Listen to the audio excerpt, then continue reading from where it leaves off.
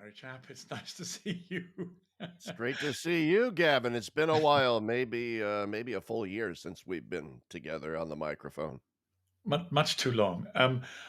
I'm so glad you've done this, and I want to thank you for it too, because I was beginning to feel a bit lonely and exposed. Pope Leo has just done his first major interview with crooks. People have deconstructed in the non-technical sense what crooks is, why he's done it. And it's a very odd interview. It's not done to a high professional standard, but he said what he said, and people have been arguing about what he said.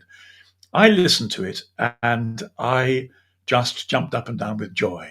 I've been so worried about what we were going to find in his papacy. The signals were mixed. Very little was coming out. I thought I understood why that was going to be. I thought he looked to me like a serious, grown-up intellectual diplomat who was going to handle things with some care and sophistication. He'd done a number of, he'd been head of the Augustinian order. So I didn't expect anything but a slow and cautious response, and I wasn't worried. But the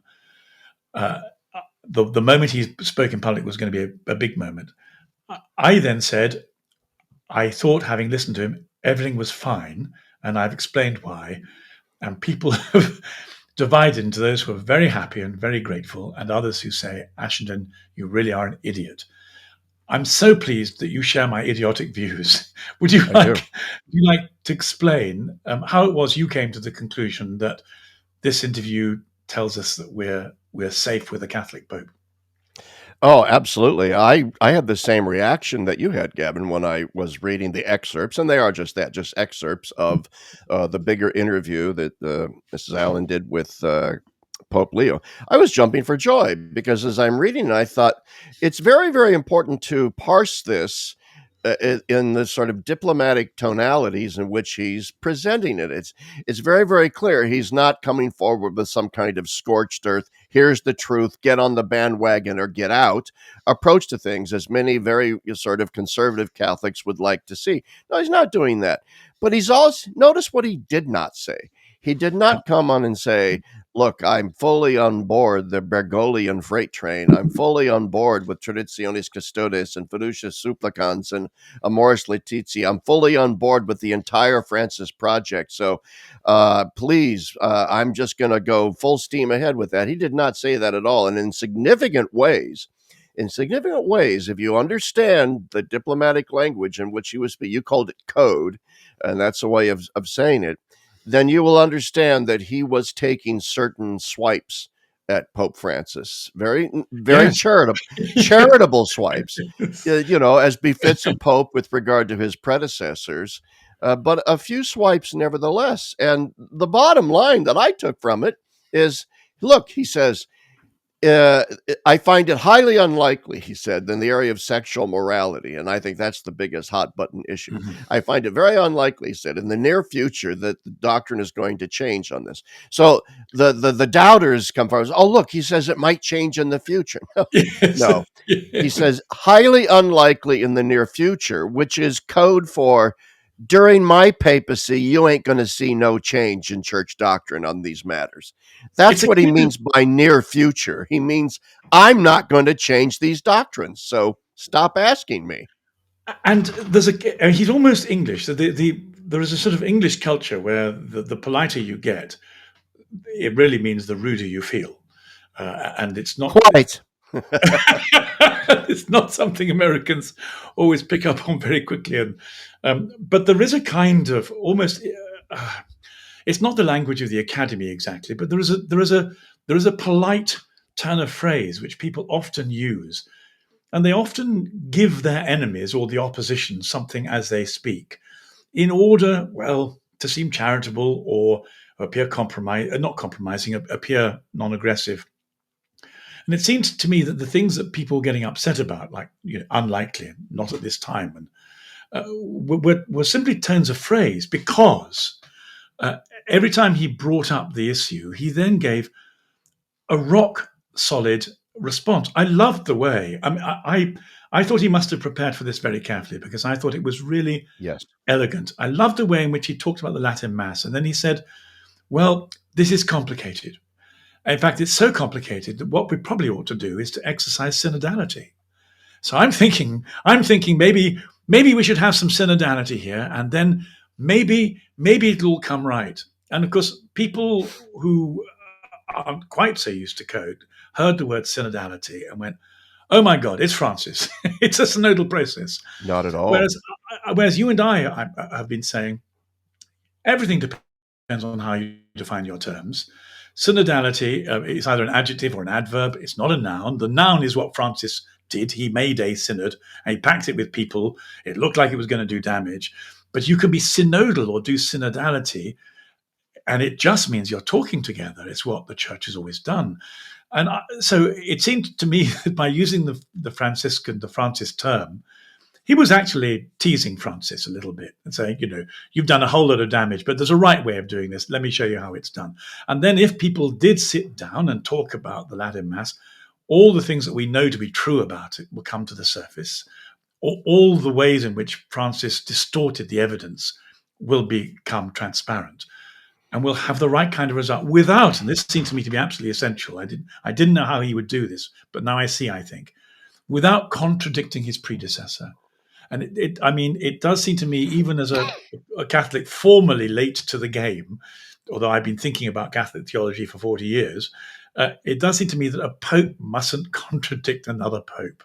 So is there a way of allowing that? And then it seems, well, he's letting the magisterium do it. The magisterium is what happens when the church talks and thinks together. It's going to come down on the right side of the coin. This is brilliant. He'll just stand back and say, "Oh, look at the Holy Spirit in the church. This is elegant. Let's do the Yeah, TLM again." absolutely. Yeah, I agree with you. He's not going to ever come out and flat out say, "By the way, I think Pope Francis was wrong on X, on Y, and on Z, and I'm going to change those things." Yeah. No, no, this is not how popes work. This is not how the church works. So with regard to Traditionis Custodes, all of these decisions, whether you're talking Summorum Pontificum to Traditionis Custodes, there's theological content in those documents, but by and large, these are prudential decisions on the part of the magisterium vis-a-vis a pastoral issue. How much latitude do we allow this particular liturgy to have? And they give reasons for this. So Pope Leo could just come along and say, well, Francis was dealing with certain intransigent elements within the traditionalist community, and they had to be sort of brought to heel just a bit. But those reasons are no longer there. Those prudential conditions no longer exist. And I think it's time that we sit down and have a conversation about this. And by the way, I was clicking my heel. I had tons of people who listen to my podcast email me because in every single podcast where I've dealt with the issue of liturgy, I have been calling for a synod on liturgy instead of a synod on synodality, and Yeah. asking why a synodal church doesn't want to listen to those Catholics who want a more traditional liturgy. Todos, but not you people. A listening church, but we're not going to listen to you people. That kind of selectivity, no enemies to the left of me, only enemies to the right of Right. me, is not a Absolutely. truly synodal church. And I think you're right, Gavin. This is what Pope Leo is in a very subtle way calling out. He's saying, yes, by all means, let's have a synodal church. So let's talk to these people over here that you guys didn't want to talk to. And I'm going to talk to them about the Latin Mass going forward. I think eventually under Leo, we're going to see probably more of a return to the conditions under Summorum Pontificum. Probably not quite that robust in terms of allowing the TLM, but I think pretty close to it. So I hope, and I believe you're right. And of course, like so many conservatives, of course, I want him to revoke Traditionis Custodes the day before yesterday. The sooner the better. But if he does that, he's got he Yeah. diminishes the papacy, he diminishes the office. Talking about totus, I just loved what he did. And I don't understand why people aren't dancing with joy at the elegance of his footwork. So he said, let's it's he does it the classic way. He starts with an anecdote. It's come to my I heard an African bishop say, we're awfully surprised at the way you Europeans have fixated your sexuality. And then he says, todos, everyone must come, but you come not bearing your sexuality, but you come because you're made in the image of God. And in that sense, of course, everyone comes in the image of God. And if anybody knows just a little bit of theology, they will know that patristically, the image and likeness of God have been treated by the church as a kind of two-stage thing. Image, everyone bears it. We all have the DNA of the divine. Likeness, that requires some work. That's holiness. That's transformation. That's change. But that's the journey. The journey is you recognize you belong to God, you're made by him, then you let him change you, and the holiness takes place. So the moment he says, todos, todos, todos come because they are in the image of God, you're immediately into a situation where you don't come on your own terms. You don't come with self-definition. You come as baptized. And as baptized, you then begin the process of being changed. The whole epistemology of who decides what you're doing is put back in the right place. And I just thought, this is so clever. He's using Francis's language.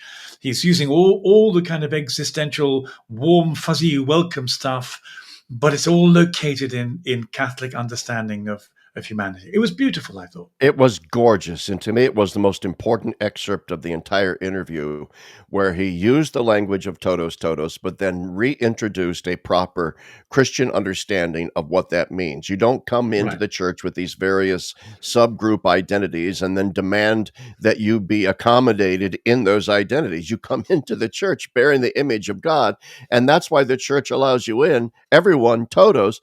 But now you have to embark on a process of conversatio morum, I mean, the old Benedictine, of Yes. constant, lifelong conversion.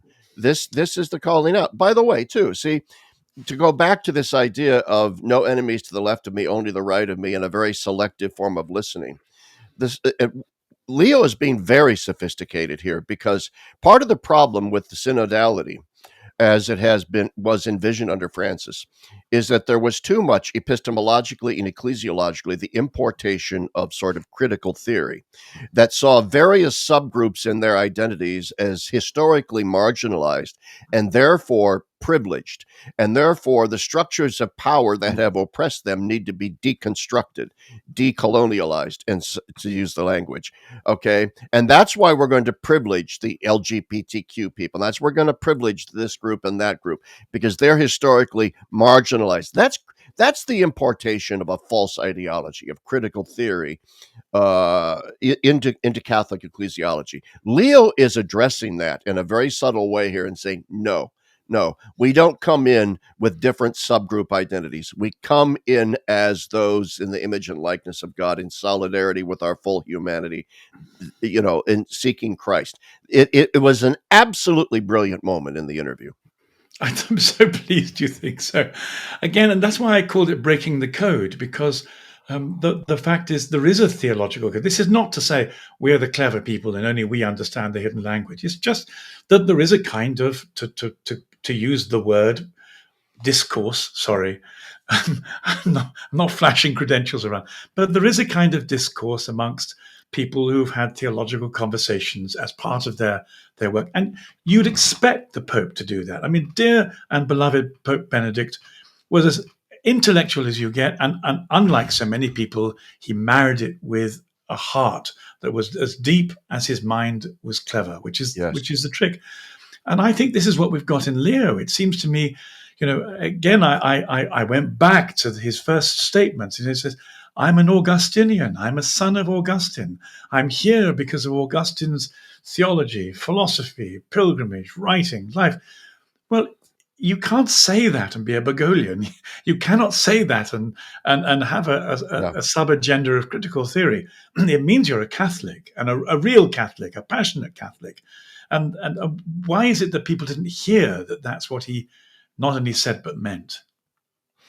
Yeah, I think it's because, as we sort of talked about off camera beforehand, I think a lot of Catholics are suffering from PTSD, post Pope Yes. Francis stress syndrome. I And certainly no, have. seriously, and so we have a hair trigger response to what we might think is papal ambiguity, and so we're so easily triggered now by anything coming out of Rome, and we're constantly searching for every little nuance that might indicate this is Pope Francis part two. Oh my, oh my, oh my.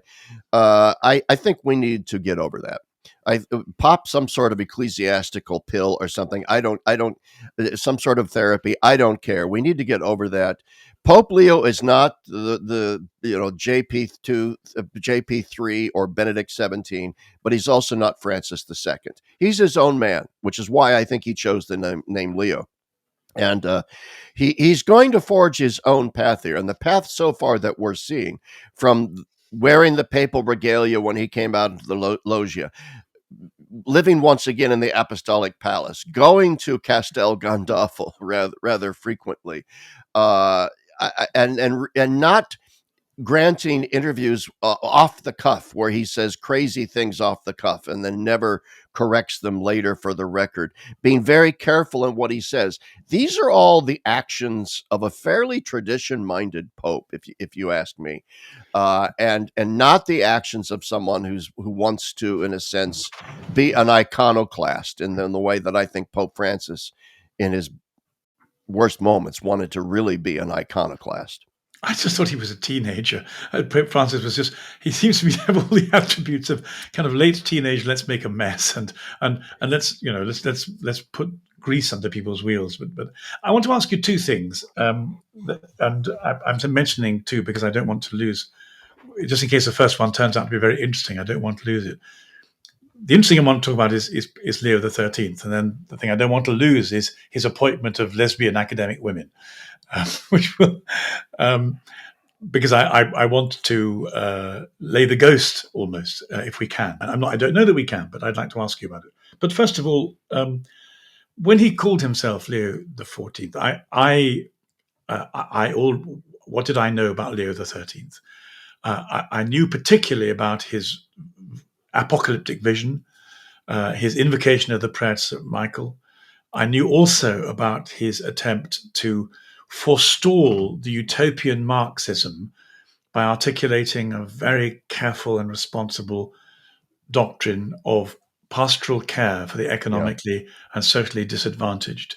The fact that Marxism and then its close relative fascism flourished 20, 30, 40 years later so profoundly means I think we've lost sight of what he tried to do. And he didn't fail. It's just that world events took over. But I can't believe that a pope would take as rich a figure as Leo XIII, call himself by the same name, and say, "By the way, I'm only in this 50%. I'm just in for the Yeah. social. I'm just in for the social stuff, by the way, and forget the apocalyptic stuff. Or I'm just in for the apocalyptic stuff, and I really don't care about the people and their suffering." It strikes me that any sensible grown-up person who's in a position to be elected by a pope would say, "This is something I'm buying into as a package, and I'm going to replicate it in a completely different environment." I mean, God forbid, we might talk about this in a moment. AI. How on earth is he going to defend the poor and the dispossessed from AI? I have no idea. But the fact he said he knew he had to do it marked him out immediately as somebody who was far ahead of the kind of curve than I am. I mean, I've kind of seen it, but had they made me pope on that day, I wouldn't have articulated in the way he did. So all respect to him. So three things. Is Leo the 14th buying into all of Leo the 13th? Because if he is, he's a safe and holy, aspiring holy man. What do we make of the feminist lesbians he wants to give to head up committees? And let's get on to AI after that if we can. Yeah, first I'm going to answer the second question first. Why are these feminist lesbians? Why did he grant an interview with the nun who's in favor of abortion? Why did he grant a photo op, an interview with James Martin? I don't know the answer to those questions, and some people might say, "Well, doesn't that undercut your narrative that he's fully orthodox?" I don't think so. I just don't think we understand completely his rationale and reasons for reaching out to that wing of the church. Can we stop there? Because this is really important, and I'd like to revisit. I know we're extending our line of thought a bit, but between the two of us, we can keep ourselves on the rails. It's like the dog that didn't bark in the middle of the night. I assumed that Father Martin got there, and that the aggressive heterodox nun because the Lavender Mafia are in charge of the Vatican bureaucracy. They're everywhere. Yeah. They hold the diary. Unless the Pope is suddenly going to micromanage his diary, why would he want to do that? CEOs, good CEOs don't do that. You and I have met bad CEOs who micromanage, and we know they're bad CEOs the moment they do it. So he's not going to micromanage his diary.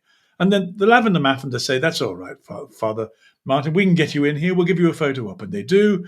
And the Pope behaves scrupulously. He smiles blandly, and then Father Martin comes out and says, "I've said all these amazing things to him." And then you and I say, "Okay, so what did he say?"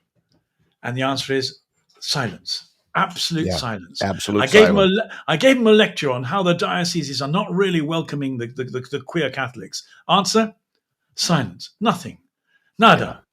That's how we know that he didn't set it up, and he's not on board with it. And when he was elected Pope, various gay rights groups came out and voiced their concerns over some past comments he had made while a bishop and then a cardinal, saying, "Hey, marriage is between a man and a woman. We cannot import this foreign sexual ideology into the church," and so on.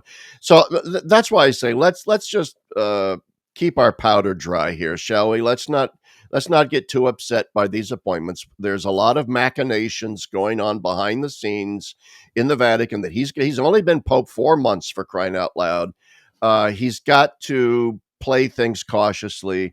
I don't think for 1 second he appoints these feminist people into these because he agrees with their agenda.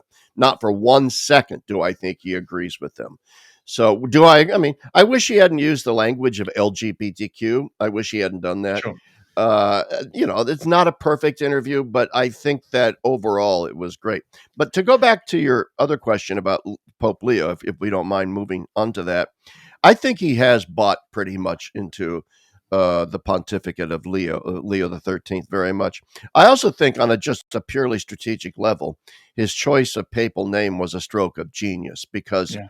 had he chosen the papal name of just about any 20th century pope, it would have been laden with all kinds of political baggage. Pius XIII, oh Dios mio, oh my goodness, we're going to roll back Vatican II. Or had he taken the name John the 24th, Paul the 7th, JP, then everybody would have tried to parse his papacy based. Oh, he's going to continue Vatican II in this direction, or he's going to continue Bergoglianism or Wojtyłanism. No, he short-circuited all of that, went behind all of that and said, "I'm going to reach back into the 19th century to a pope that everybody reveres." He's a Yes. universally Yeah. loved figure in the church by both the right and the left, Yeah. and that's Pope Leo the 13th. And it's Yeah. precisely because he is rightly viewed as the modern pope, the father of all modern Catholic social teaching. And I think that Pope Leo, having spent so many years in Peru as a missionary, does have a very, very keen sense of the rights of the working class and the needs of Yeah. the working class. However, here's where I think he wants to now to be an updated version of that by invoking the threat of AI. I think what Pope Leo is saying is we have to now turn our attention to a different set of social justice issues.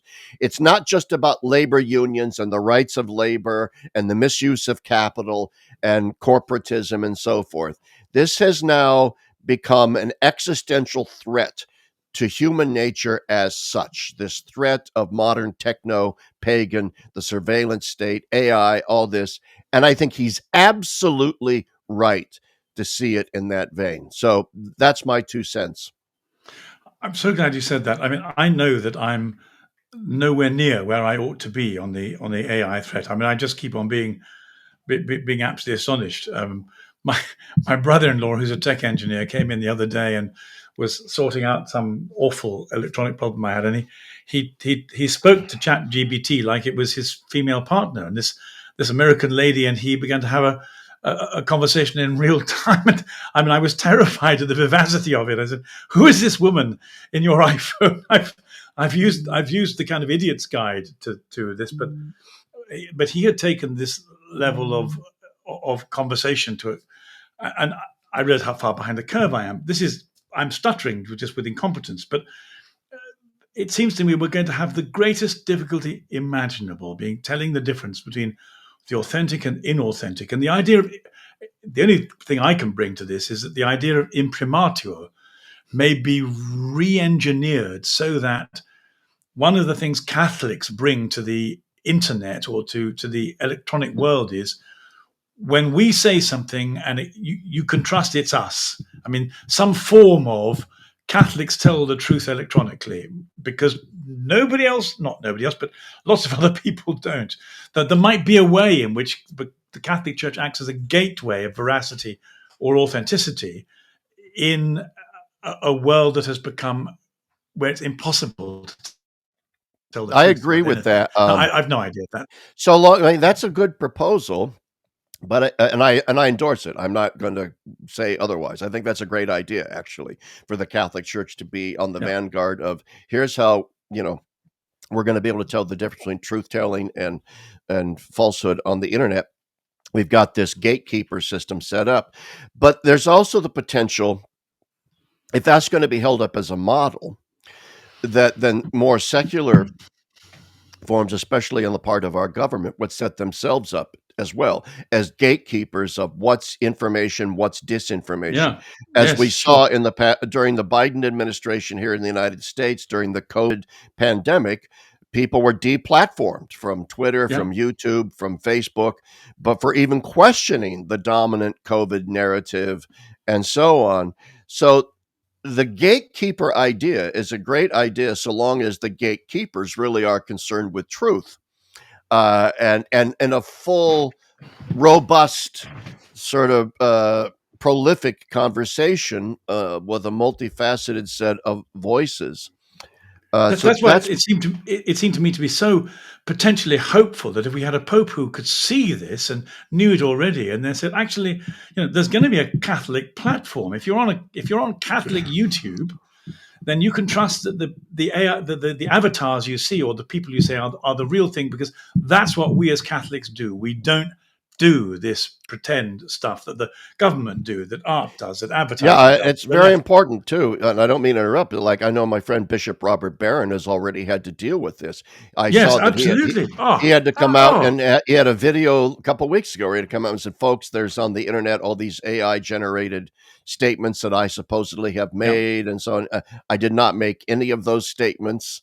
Okay, and so yeah, it's a problem, and the church does need. I'm not. So I said I agree with your proposal while tossing out the caveat of potential misuse, because the reason why I endorse your proposal is because the alternative is simply a Wild West free for all of everybody for themselves. You good luck trying to figure out. And AI, and I think the Pope understands this. AI is right now is pretty in many ways. It's easy to detect because the images are overly crisp, overly Yeah. perfect. Yes. You can tell almost scripted. But as AI progresses, AI is going to, in a sense, they're going to figure out how to do it so that it is much more granular in terms of. They're gonna make us look flawed. I asked AI to give me a thumbnail for something I wanted to publicize. AI, I said, here's a picture of me. Here's a text. See what you can do. And I came out looking like a film star. I, thought Exactly. I had Yeah. a kind of look in my eyes. I went, "Oh, he's a real man." Unfortunately, the granular version of Gavin is not like that. But AI produces exactly that, and so you're quite right. At the moment, there's But some it is just, possibility it's of going to having. become worse and worse and worse. And even beyond AI. And I think the Pope is using AI as a kind of condensed symbol for the broad challenges we face in general from the techno, computer, digital revolution. My friend Mark Stallman's always talking about the fact that we're in this digital revolution. And I think this is Pope Leo's way of acknowledging we're no longer in an analog world. We're in a digital world. And, to go back then to Pope Leo, one of the things that is often overlooked with regard to comparing this Leo with the previous Leo, the fixation is on social justice, and I guess rightly Mm, so. But one of the other things that Pope Leo XIII did was he engaged in the Thomistic intellectual revival. A lot of Catholics just presume that St. Thomas Aquinas had always been the leading theological light of the church. But in point of fact, he had been supplanted. Nobody studied Aquinas himself in seminary. You studied the manuals, you studied the scholastics. And so this had become rather dry and brittle and not very supple in dealing with the challenges of the modern world. So Pope Leo XIII says, this is key. In order to meet the challenges of, like you said earlier, of Marxism and other isms of the modern world, we need an intellectual revival in the church. And so let's have this Thomistic revival. And it's very important to understand that the revolution in Thomistic studies that ensued, as Tracy Rowland points out, created no less than about 17 different schools of Thomistic thought, which I think is actually a healthy sign that Leo succeeded in generating a form of Thomistic intellectuality that engaged the modern world in a multiple, you had phenomenological Thomists, existential Thomists, old-fashioned Thomists, and this was good. And I think Pope Leo XIV is now saying something very similar. I think he's not just saying the church needs to address AI on a practical level. I think he's saying we need an intellectual response to the chat. We need a theological and philosophical Catholic intellectual response. And so, for example, along the lines of, we don't want to all become Luddites, right? We don't want to become Catholic Amish. So we're going to have to embrace the notion of great phrase. Technology is a tool that we can embrace. But on the other hand, technology isn't a purely neutral medium. Marshall McLuhan, the medium is the message, that it molds us and shapes us. This requires a very sophisticated set of theological and philosophical criteria for what constitutes the legitimate use of a tool, the illegitimate use of a tool in terms of how it distorts or aids our human nature, the image of God within us, and furthermore, an analysis of the tools themselves on a metaphysical level as to whether or not some of the tools of modernity are just not allowed. They are too dangerous, whereas others are, hey, let's embrace these and Catholicize them. Larry, you've set up so many trains of thought there. I'll try and keep them in reverse order, because one of the things that's been very interesting is hearing particularly Rod Dreher, who's very excitable and but extremely bright, and on top of a lot. He's introduced the notion of the demonic within AI, and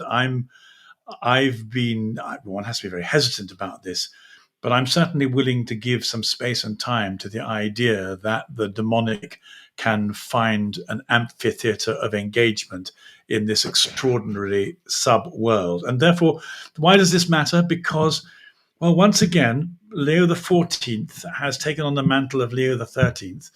And it was Leo XIII at a very awkward time when everyone had become Darwinian, and the pressure to be a materialist and a rationalist was very high octane. And he then comes out and says, I've seen the devil and he's going to cause trouble in the church, and you better start asking St. Michael for help. Now, that's not an easy thing for an intellectual to say, but he was sufficiently metaphysically grounded to not only have no problem with that, but actually to make it almost his leitmotif.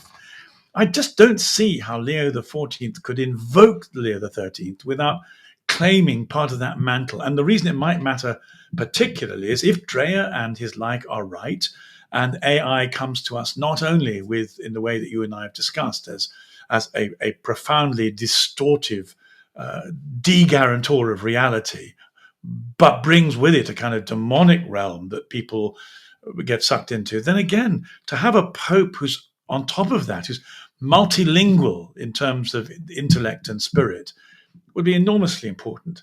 The other thing I wanted to say, I was afraid I'd lose it. Yes, it was very exciting. Very exciting. Out of what you said, I suddenly got a picture of a really serious watershed. If you like, Francis is the end of the 20th century. He's, the old Marxist stuff, the critical theory stuff, the let's kowtow to the clever people on the left because that's where the kudos comes from. He tried that. He failed. It was just awful, and it's stopped. And what Leo did, I thought, in the Crookes interview was say, look, if you're all worried about sex, let me calm your nerves. he said, what does a Catholic Church want to do? It wants to commit itself to marriage, a man and a woman and children. You cannot be more explicitly. There's no other way of repudiating the whole ambiguity that Francis than saying that. And then he says, let's listen to the magisterium on the Latin Mass. Then he says, if you want an identity, you find it by being in the image of God, not anything you bring with you. It seems to me that he was clearing the ground on all this appalling critical theory of sexual identity nonsense and saying, we're Catholics. And having done that, we can stop looking over our shoulder with this kind of neurotic fear of being haunted by what the progressives are doing and get on with the real work, which is a serious challenge of redeveloping a Catholic civilization in the face of difficulties that we haven't even begun to grasp yet. We have to leave the neurosis and the preoccupation with the sexual theory behind. This is so critical and so key. One of the criticisms that I have brought to bear on the Francis Papers, and not just me, but many others, is this fixation on sexuality in particular is really a classic example of Nero fiddling while Rome burns. In the sense that, are you serious? We have the threat of AI, the threat of nuclear annihilation, the threat of techno annihilation, and you think the most pressing and burning issue confronting the church today is whether or not a man can get pregnant or a woman can have a penis? Yes, do you really, really, truly believe that this is what the church needs to be addressing right now? And I agree with you 100%, Gavin. I think this is Pope Leo kind of clearing the decks very diplomatically, but also very clearly. Marriage is between a man and a woman, period. That could not have pleased Father James Martin, who clearly wants gays to be allowed to marry in the church. I don't care what he says. That's what he wants. Okay. That could not have pleased James Martin. All right. And that whole wing of the Pope Francis church. It just stops it dead. It just knocks it dead. There's nowhere to go. Yeah. Yes, that's right. It's, marriage between a man and a woman. And hey, by the way, last time I checked, that's what the Catholic Church needs to focus on, in embracing and strengthening man-woman marriage. That's what we need. And by the way, there's this deep existential threat from AI coming at us that we as a church need to deal with pastorally, existentially, and intellectually. And we're simply not doing that. This was a real clearing of the decks. And to those who say, there were those out there, well, he said that we can change doctrine only after we change attitudes. Yeah, that, I get their point that, once again, I just think this is PTSD talking. All right. If you read the entirety of the interview and the excerpts in their entirety, there's no way you can come away from that interview believing that what the Pope is saying, hang on, liberals, you're going to get what you want. But first, let me work on the church and let's change some attitudes on the ground. Then we're going to change doctrine. If you think that's what the subtle message was, then I think you have grossly misread the Pope. That's what I would say to those people. I think that's true. But let me test your theory to destruction, because one of the things that I thought I saw in there, what would I have done? That sounds very pretentious. But what I mean is, there are a very, very many, amongst the 1.4 billion Catholics, there are very many who are not very well catechized. Anyone who's lived through the last 20 or 30 years has lived in the West under a period of enormous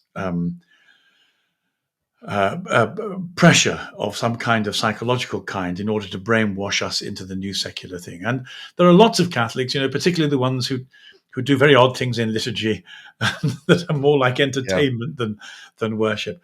To bring the whole Catholic Church, make the whole Catholic Church Catholic, is going to require some degree of subtlety. And what you can't do, I don't think, if you're Pope, is to say, I belong to this subset of Team Catholic, and the rest of you better sign up, you're going to come along. I thought that some of the ambiguity or the gentleness in that interview was him saying, I'm not going to pin my colors to a particular group or a particular movement or spirituality. I'm an Augustinian. I'm just going to talk Catholic and ask you to come with me. Marriage between a man and a woman, that's talking Catholic. Or told us because you're in the image of God. That's all Catholic. Let's sit down and talk about Latin Mass synodally. Well, that's Catholic. Catholics have synods. I thought that it was deliberately done to allow Yes. people who would be afraid of a right wing pope and say, "Oh, actually, I'm not. I'm almost as if he was a Trump. I can't go with him. It's Trump. I'm just not going to. It's too much." Yeah. I thought the very gentleness, the ambiguity, the slowness of the approach, the coded language was all to give people in the middle some space, just to hear that I the Pope's agree. Catholic, and maybe to feel they could come along with this too, without signing up for Taylor Marshall. Much so I love him and think he's great, without signing up to be a Taylor Marshall devotee, just to parody the thing a little bit. Yeah. Well, we could do a whole show on Taylor. I have mixed feelings about Taylor, uh, uh, but anyway, yeah, I agree. I mean, I think overall Taylor's a good guy. Anyway, uh, with regard to we need to change attitudes before we change doctrine. To go back to what you said about Yeah. all these uncatechized Catholics in the church. When I read that, what I read was, in light of everything else he said, was, look, we have all these people that want to change doctrines and sexual morality and women's ordination and so forth. But maybe, and here's the subtext, maybe we should take a look at the full Oh, I Catholic love it. faith I of see. those people. I Do see. they Yes. fully understand the Catholic faith? Maybe we need to first evangelize and catechize and change the mind of our faithful into the Love mind it. of Christ Love it. before we even begin to think about a development of doctrine. You don't Absolutely. develop doctrines out of a plebiscite amongst a group of unevangelized, ignorant Catholics. Which Okay, was exactly what the secularized synodal Catholics. process was. Yes. Exactly, exactly. He's saying, no, we have to convert people first. We have to change them into Beautiful. having the mind of Christ first. Then maybe we'll talk about changing doctrine. If the Love it. sensus fidelium of truly faithful Catholics rise up and say, Holy Father, we need nuancing in this area and that area. We're not going to change doctrines because some poll was taken in Portland, Oregon that says, hey, by the way, 80% of Catholics think that we should have gay marriage. Larry, I love it. That's exactly right. And it shows a kind of the cast of his mind, which is slightly cheeky. It's the jujitsu master. I think I'll use your weight against you. and That's right.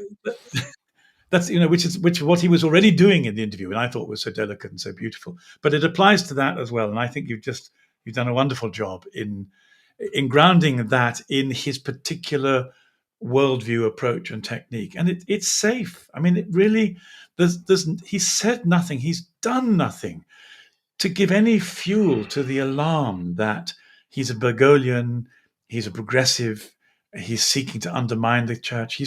He's just come in, smiled, kept his peace, said his prayers, worn the right clothes, done the right liturgical stuff, and invited people to get with the Catholic agenda. Yeah, he has, and he's going to be his own man. I do have friends who have written to me privately to say, I wish he wouldn't have made such a big deal about polarization in the church and the need to overcome polarization because the polarization has been caused by ambiguity from the papacy. So maybe, just maybe, in order to get over polarization, we need simple, unambiguous clarity from the papacy. And I think that argument has certain legs to it. Obviously, it's an argument. I've often said that the fundamental role of the Petrine ministry is to unify the church by clarifying disputed matters. And Pope Francis did the exact opposite. He muddied the waters and thus disunited the church. So now we need a pope to come in to purify the waters and all that. Okay, I get that. I get that. On the other hand, he's his own man.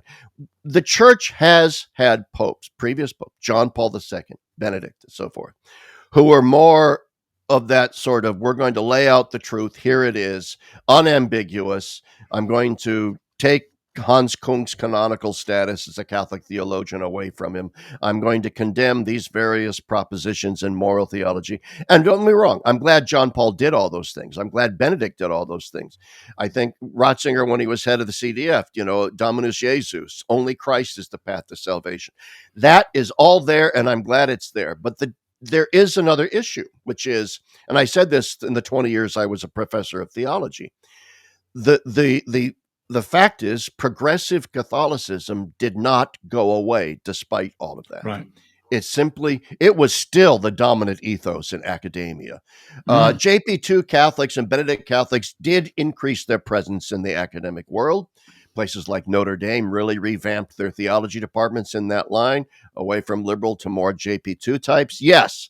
But overall, the Catholic academic world, especially in the Jesuit world, was utterly liberal and progressive. So the fact is, the JP2 Benedict program of truth telling, though important and needed and necessary post Vatican II, was not necessary, but not sufficient. It's limited. It doesn't It's do limited. everything. Yes. It makes more noise than the effect it achieves. There's nothing wrong with Yeah. that. We like the noise, but it doesn't. But the effect doesn't match the noise, and In therefore, other words, the polar. Go ahead. well, there's a Therefore, gap. There's a gap to be filled, which is, I think, what you're saying. That yes. I don't see entirely how he's going to do it. But let's acknowledge that just by using conservative traditional rhetoric doesn't deliver the certainty of the person offering it emotionally feels. Something is lost as it moves out. So there's still this gap to be filled. And my sense was, as I look at Leo's character, that he's on that. He understands that, and so instead of articulating clarion calls of certainty, what he's going to do is to fill that gap with, well, I would say, authenticity, solidness, truth, reality.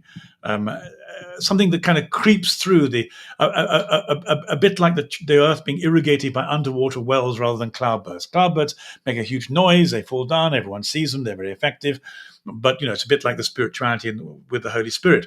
The underground aquifers can sometimes last longer and be much more effective. It strikes me he's more of an underground aquifer man than he is a cloudburst. He is absolutely on board, I think, with the JP2 and Benedict theological communio ressourcement theological world. And I think what he's going to do in order to overcome polarization, which he clearly is concerned with, realizing that the mere articulation of truth doesn't end polarization. It simply sends it a little bit more underground. I think he's going to attempt to using the theology of JP2 and Benedict, he's going to attempt to do an end run around all of the polarization by focusing on a Christocentric evangelicalism, if you want to put evangelical Catholicism, deeply Christocentric, which is the essence of the Second Vatican Council, by the way. It's Christos, as Benedict saw it and JP2 saw it. Gaudium et Spes 22. Only in the light of, the incarnate word does the mystery of man make sense. All right. So a theological anthropology grounded in Christ, Christocentric, with an evangelical focus on faith, the sacraments, conversion, holiness of life. People are saying, well, how come he hasn't spoken on all these hot button issues? He's just issuing all these anodyne statements about Christ and conversion and holiness. Yeah, that's going to be his message. Yeah. Conversion in Christ. That is going to be his message. And that's I Augustine. think that's Augustine. It's That's right. pure, simple, straightforward Augustinianism. I'm an Augustinian. I'm a son of Augustine. Come and get it. That's right. Larry, this has been such a wonderful conversation. We're probably going to test people's capacity to attend if we go on much longer. But I could maybe we could revisit this short, in a few weeks' time or a month's time and see what's anytime. happened. I'm open to talking to you anytime, Gavin. That is wonderful. Thank you so much. I just felt so much better when I saw through the medium of that execrable Facebook I know that Larry Chapp thought the same as I did. Well, okay, I had a lot of people saying you're either an idiot or you're a naive optimist, or it may be true, but we're still terrified out of our wits. So what? Somebody else who agrees with you, with some caveats, was the very traditionalist guy, Peter Kwasniewski. I don't know if you're familiar with the American Peter Kwasniewski. Yes, no. I wrote. I sent what I respect him greatly, and I sent what I did wrote to him, and he cautiously said, of all, he didn't say of all the Pope's plaintiffs, but he did, of all the people who are on board with this point of view, I think I can see it more clearly through you than through the others. So I'll pay attention to this. And I thought that was very generous of him, because I respect his Well, judgment Peter's a enormously. generous man. I know him personally. He's a hell of a nice guy. He is indeed. So I was very Yeah. grateful for that. It quite understandably, it wasn't full endorsement. I'm not sure I give myself a full endorsement. I'm a kind of Well, working hypothesis kind of man who tests the ideas out, that's see the if they way it hold, works, though. That's the way it works. refines them. I don't fully endorse Peter's theological agenda either, especially when it comes to Vatican II and so forth. But nevertheless, these are conversations amongst faithful Catholics that need to happen respectfully, civilly, and And that's what, we can. what's so wonderful about what we're doing, because I'm only too aware of the complexities of Vatican II and how multi-layered it is, and I need those conversations. And I think one of the great things about what we're doing, what you do, what I do, what Peter does as well, is to provide a platform where those conversations can take place. And then I'm not a Yeah. fully paid up Hegelian, but by one conversation after another, we move, dare I say it, forward, eschatologically forward, not That's progressively right. That's forward. right. Not dialectically, eschatologically. I like that. Yes. Not eschatologically. That'll do. Larry, thank you. It's been really great. Lovely to talk to you. Thank I'm you. extremely grateful. Thank you very All much. right. God bless you. Thank you.